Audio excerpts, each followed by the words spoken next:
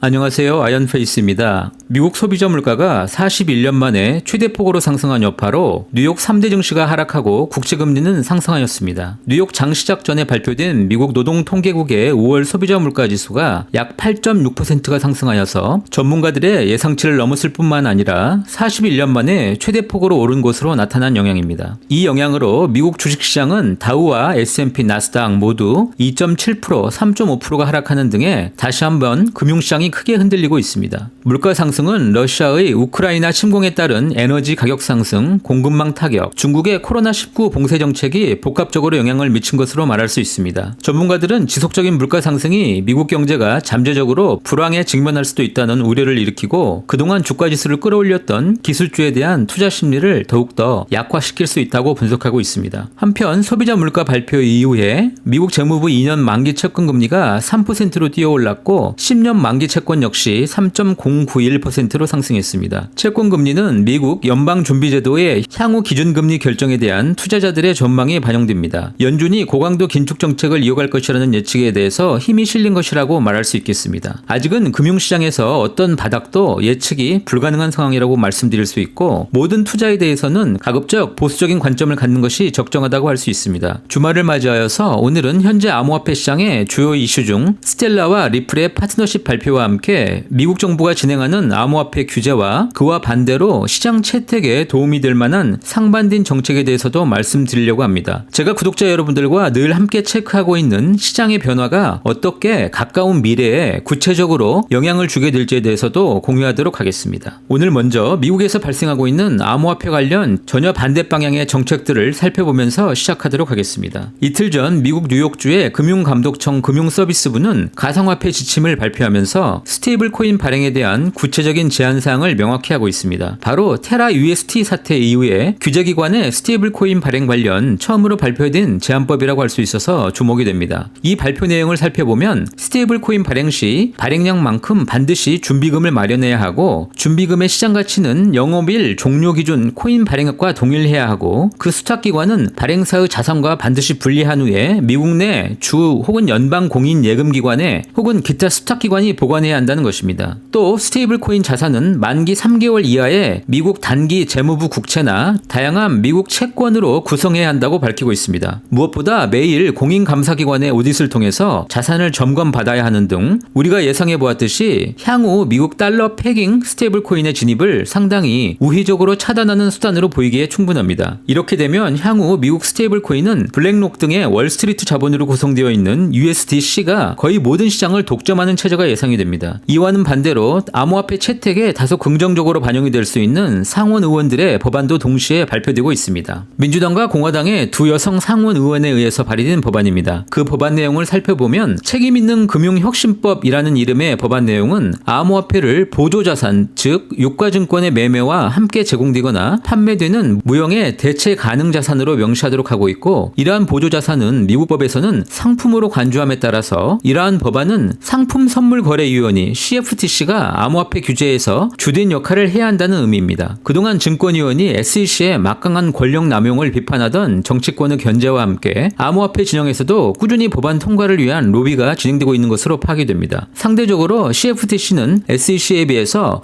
암호화폐 규제를 풀고 합리적으로 육성해야 한다고 보는 입장이 더 크기 때문입니다. 물론 이 법안의 추가 내용에서도 스테이블 코인 발행자는 코인 발행량의 100%에 해당하는 준비금을 반드시 보유해야 하고 준비금으로 마련한 자산 내역 공시를 해야 한다고 밝히면서 다시 한번 테라 이후에 완벽한 달러 패깅을 위한 실물 자산이 준비되지 못한 스테이블 코인들의 추가 시장 진입을 원천 차단하는 모습을 보여주고 있습니다. 마지막으로 연방에너지규제위원회 EFRC가 암호화폐 채굴을 포함해서 암호화폐 시장이 소비하는 에너지를 반드시 분석 보고해야 한다고 밝히고 있으면서 향후 POW 작업 증명 개념의 환경 친화적이지 못한 암호화폐 채굴은 더욱더 어려워질 것으로 보입니다. 지난 5월 9일 저의 컨텐츠 파이코인의 가격 가격을 올려줄 강력한 무기라는 컨텐츠에서는 스텔라가 그들의 확장성 확보를 위해서 프로토콜 19 업그레이드를 진행하게 될 것이라고 말씀드린 바 있습니다. 드디어 지난 6월 8일 스텔라 재단은 프로토콜 19가 성공적으로 업그레이드가 되었다고 밝히고 있습니다. 이제 스텔라는 스타라이트라는 레이어 2 결제 프로토콜을 가동하게 되면서 초당 100만 건 처리 능력을 기반으로 하여 빠른 송금과 함께 복구 기능이 가능하게 됨으로써 송금 오류건들을 다시 반환받을 수 있는 기술을 함께 겸비함으로써 최근 그들이 제시한 방향성대로 정부 발행 디지털 화폐인 CBDC라고 하는 궁극적인 목표를 향해서 더 크게 나아갈 것으로 예측이 됩니다. 이렇게 제시된 그들의 비전 때문인지 예상치 못한 새로운 뉴스 하나가 등장하게 됩니다. 이틀 전 스텔라는 리플과의 전략적 파트너십을 발표하게 되었습니다. 물론 양사가 모든 프로토콜을 공유하는 형태의 파트너십은 아니지만 그 내용을 보면 상당히 디지털 경제 발전에 상당히 큰 움직임이라고 파악이 됩니다. 스텔라와 리플의 파트너십의 핵심 내용은 호주 스테이블 코인 발행 과정에서 서로 협력하겠다는 것입니다. 바로 호주의 핀텍 기업인 노바티사와 호주 달러 연계 스테이블 코인 AUDC 개발 작업을 함께 하면서 파트너십을 구축하겠다는 것입니다. 여러분들도 잘 아시다시피 리플의 창립자 중 한 명인 제드 맥칼렙이 다른 창립자인 크리스토퍼 라르센과 화해할 수 없는 차이를 겪은 후에 2014년에 스텔라 루멘스를 만들기 위해 떠난 후에 현재 이르고 있는데 공식적으로 처음 보는 두 암호화폐 회사 간의 파트너십으로 생각이 됩니다. 호주의 핀텍 기업인 노바티는 2021년 4월 이미 리플과 호주, 필리핀 간 송금 서비스를 발표하는 등의 협력 파트너로 알려져 있습니다. 향후 이 3사는 호주 달러를 가치 유지 스테이블 코인으로 개발을 하고 두 라이벌의 빠른 지불 블록체인 네트워크를 사용함으로써 호주 달러를 보다 더 적극적으로 사용 가능한 기축통화로 진전시키면서 더 편한 서비스를 지원하고자 하는 목표를 갖고 있습니다. 리플과 스텔라는 대부분의 개발 작업에 자금을 지원하면서 향후 호주 달러 기반 스테이블 코인이 필요한 잠재 고객에게 각자의 스테이블 코인 또한 판매하고자 하는 것입니다. 그동안 저희 채널에서는 암호화폐가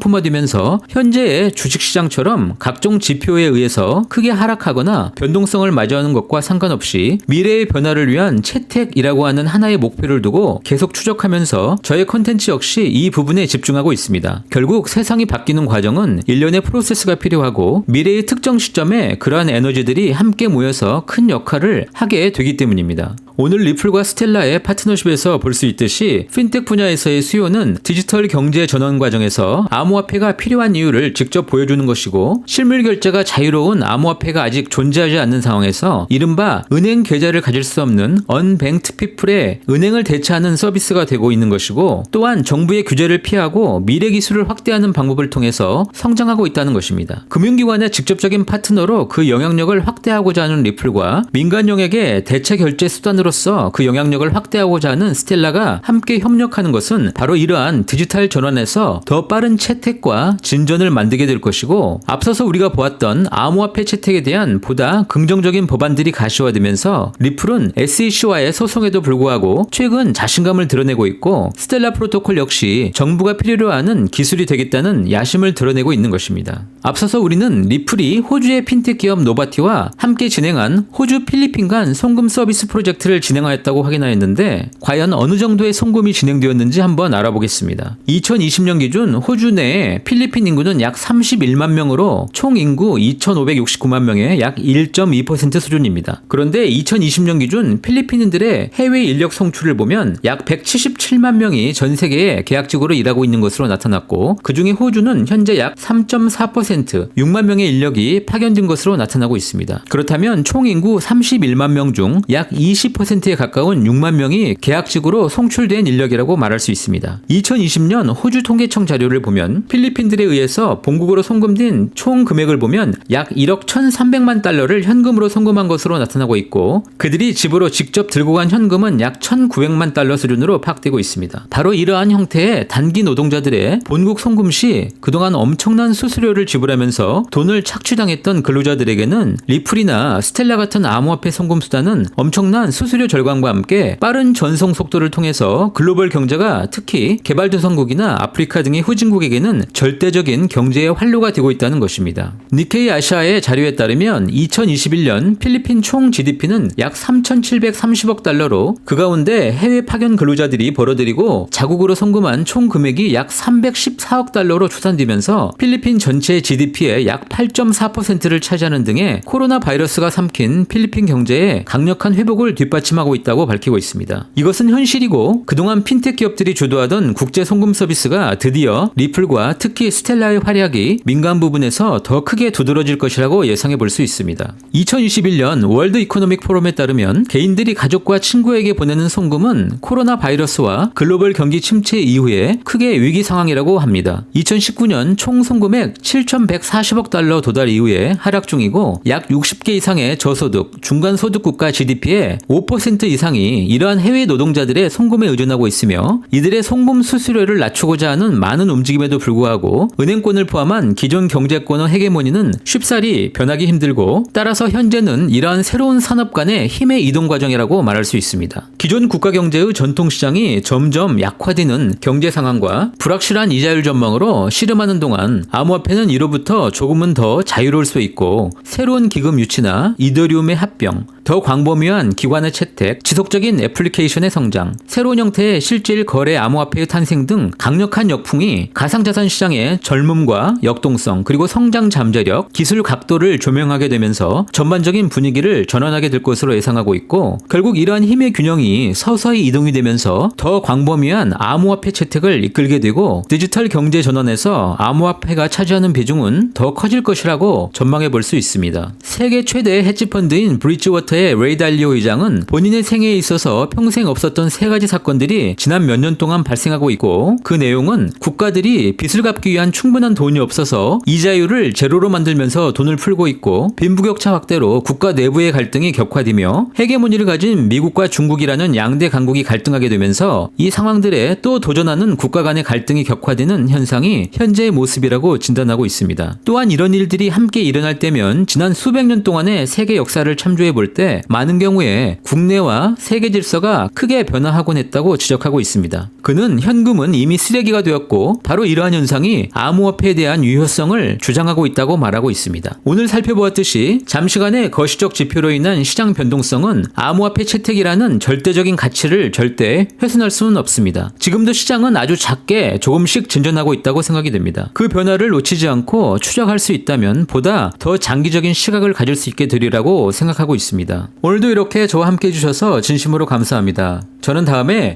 다시 더 알찬 내용으로 함께 하도록 하겠습니다. 건강한 주말 보내시기 바랍니다. 감사합니다.